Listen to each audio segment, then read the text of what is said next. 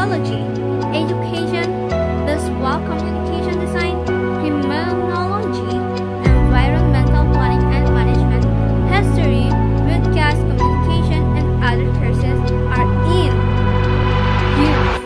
So, ang educational ay talaga mahalaga sa kalusugan ngayon mga kabataan. Education are the most important to the people who study, who learn. Ang psikolohiya naman ay ito naman ang napapaharap kung ano ang kalagayahan ng tao. Kung dito naman sa visual communication design, ito naman yung pag-aaral natin kung ano talaga ang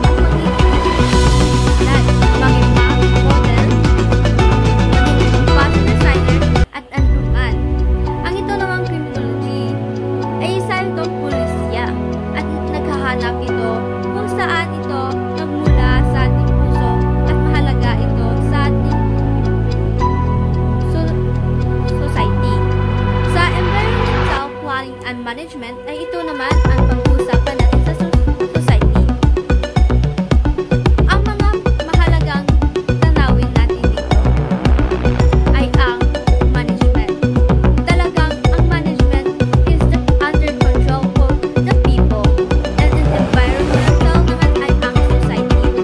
Ito ang komunikasyon na ating pinaplano mula noon hanggang ngayon. At ito namang history ay nagmula sa historical ng Pilipinas, gaya ng Pilipinas at iba't ibang mga lugar.